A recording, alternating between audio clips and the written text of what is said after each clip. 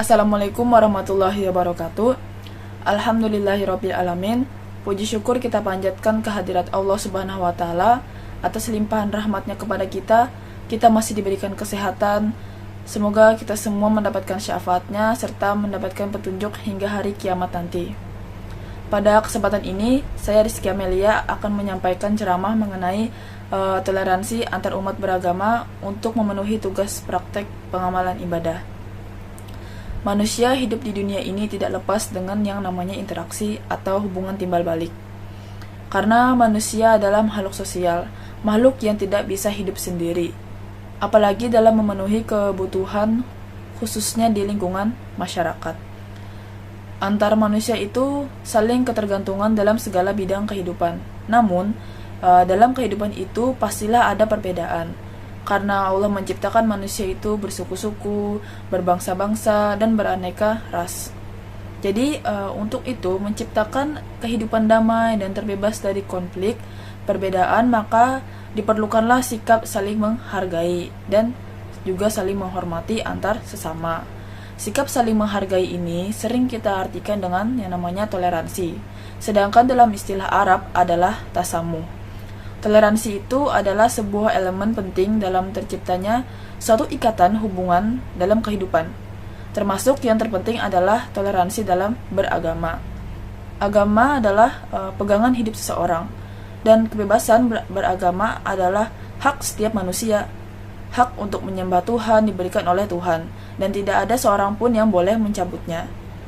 Toleransi agama ini terdapat dalam beberapa firman Allah di Al-Quran. Salah satunya adalah surat Al-Baqarah ayat 256. Allah Subhanahu wa taala berfirman, Bismillahirrahmanirrahim. La ikraha fid din. Qad tabayyana ar-rusydu minal ghayyi.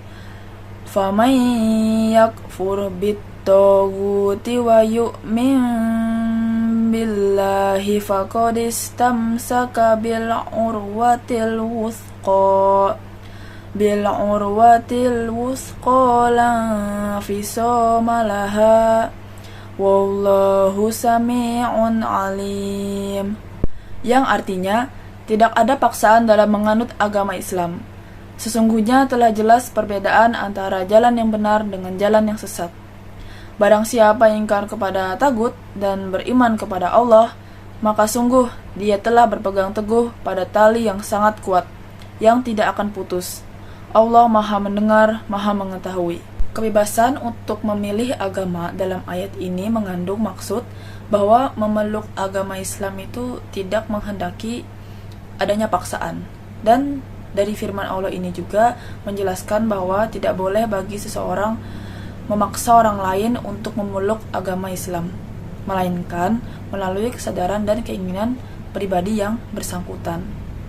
Kemudian terkait toleransi ini Allah Subhanahu wa taala juga berfirman dalam surah Al-Kafirun ayat 6 yang berbunyi Bismillahirrahmanirrahim, lakum dinukum waliyadin, yang artinya untukmu agamamu dan untukku agamaku.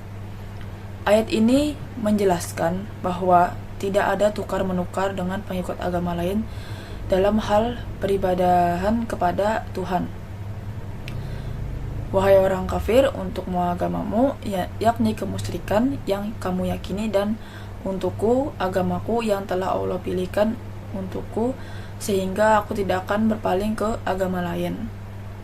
Islam juga mengajarkan agar kita umat muslim berbuat baik kepada kaum kufar selama mereka sama-sama berbuat baik dan tidak memusuhi umat Islam.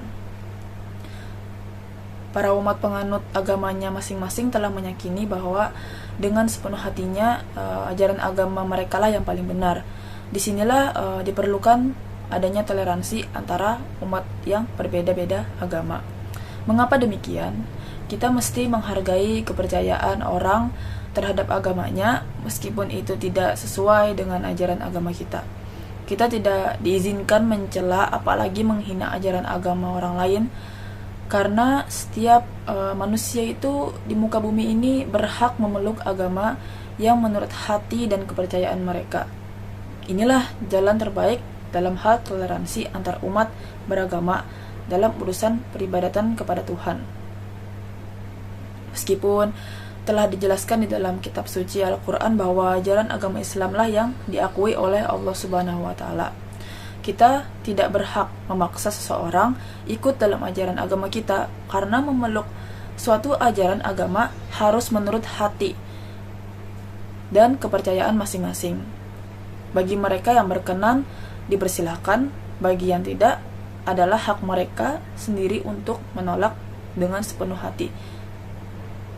Jadi pokoknya sekali lagi, marilah kita mempercayai ajaran agama kita masing-masing tanpa harus tergoyahkan dengan hasutan umat ajaran lainnya. Jadilah pribadi yang teguh terhadap pendirian dan juga menjadi orang yang selalu menghargai pendapat dan pilihan orang lain. Sekianlah yang dapat saya sampaikan kali ini. Semoga dapat bermanfaat bagi kita semua. Apabila ada kekurangan dan tutur saya yang salah, saya mohon maaf yang sebesar-besarnya. Wabillahi taufiq wal hidayah. Wassalamualaikum warahmatullahi wabarakatuh.